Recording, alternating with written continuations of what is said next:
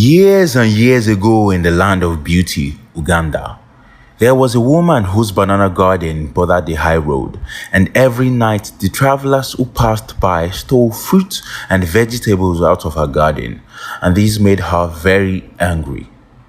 So she took counsel with her old nurse who lived with her, and they dug a ditch and covered it with sticks and branches and earth and leaves, and said to each other, "The next thief who comes at night will tumble in."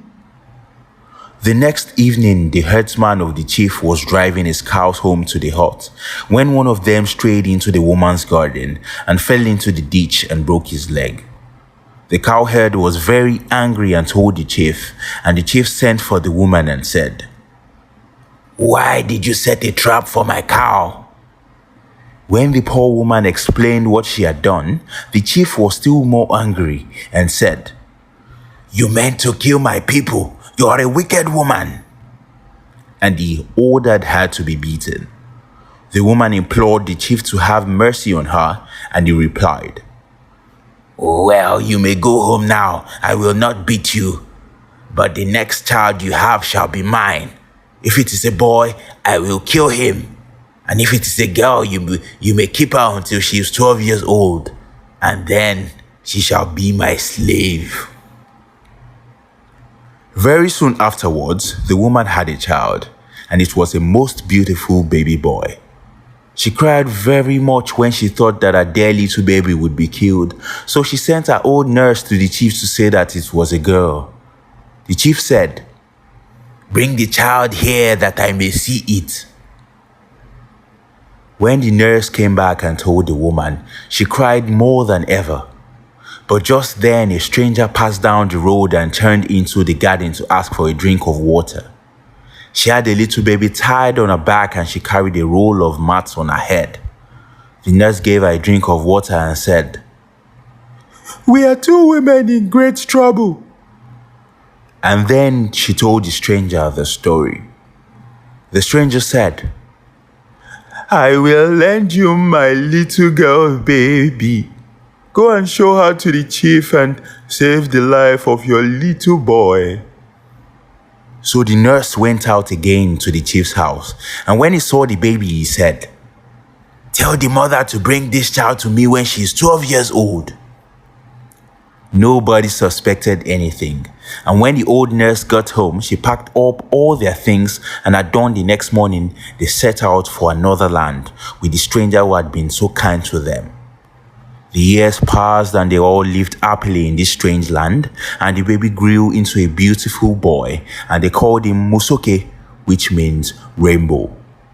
Every day, Musoke took his goats onto the hillside and played on a reed pipe as he walked, and the goats skipped about and jumped.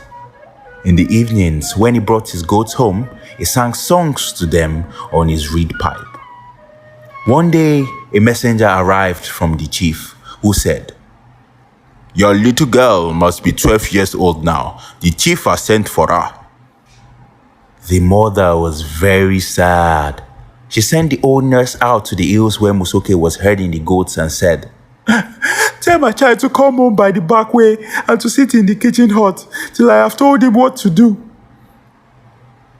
Then she cooked food for the messenger and said, "When you have eaten, you shall see the little girl and take her away with you." She dressed Musoke in a little back cloth and put bracelet on his hands, and as she did so, she told him the story of his birth and said, "I have saved your life up till today. I can do no more. You must use your own wisdom." Then she led Musoke to the messenger and said, "Here's my little girl. Take her to the chief." And she gave Musoke a present to take, a big hen, and some semsem seed in a packet of banana fiber, and the old nurse went with them, carrying their roll of mats. The chief was very pleased with the little girl and the present she brought, and he gave the old nurse a hut and said, "Take great care of this beautiful child, and see that she learns how I like my meals cooked, that in time she may be useful to me." At first, Musoke was very careful what he did, but he grew careless, and one day he saw a reed pipe on the ground, and in a moment, he forgot everything and began to play his goat song.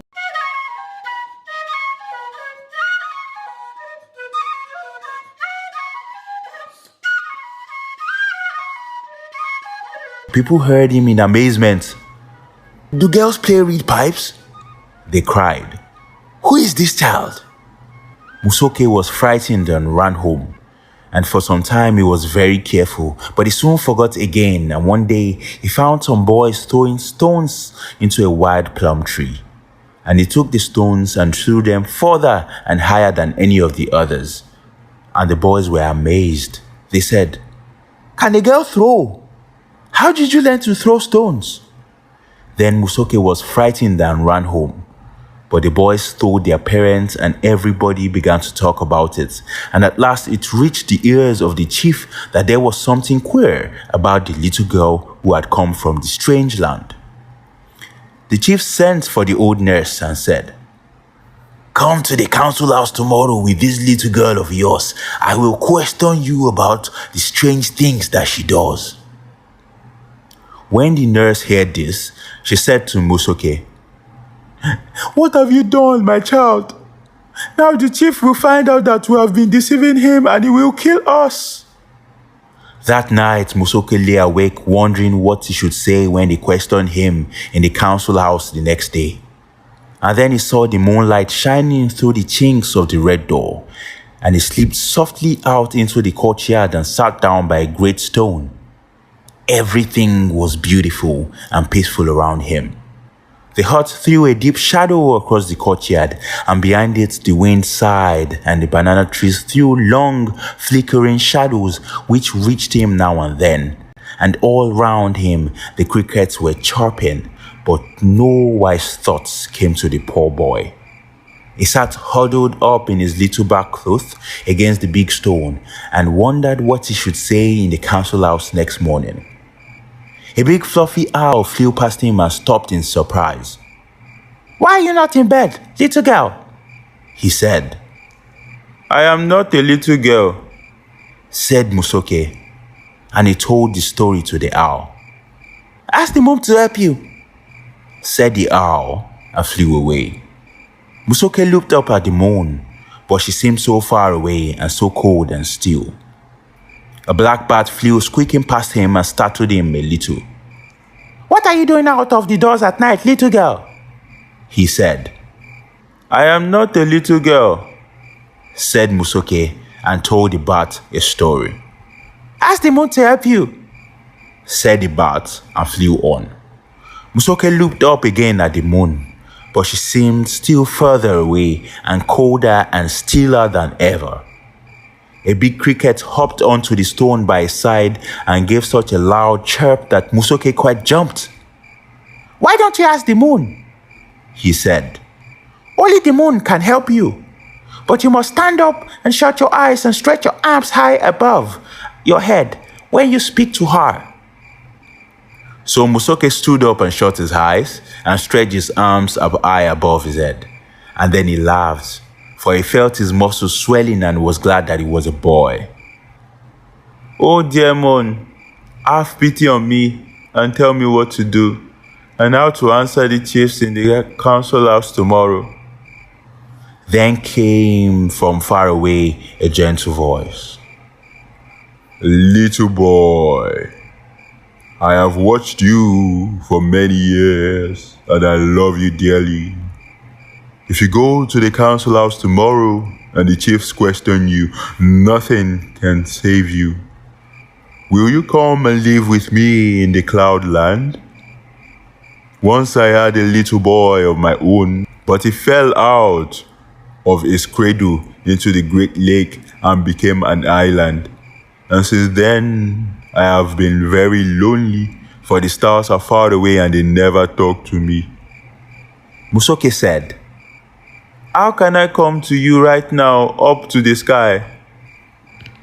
And the moon answered, "I will send a shower of rain and make a rainbow, and you must climb up on that."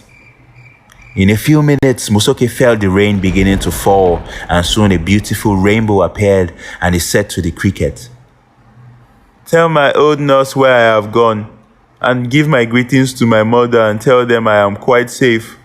I could not play along at being a girl anymore." Then he climbed up on the rainbow, and the moon took him in her arms and laid him in the lovely pearl cradle where her own little boy used to lie, and told him not to lean out too far. In the morning, no one knew where he had gone, and they never found him. But if you look up at the moon, you will see something like a cloud lying across it. And in England, they call that the man in the moon. But it is really Musoke, the moon boy in his cradle. Perhaps someday you may see a moon rainbow. You may have to watch for many nights, for it is very rarely seen. Some people have never seen one at all.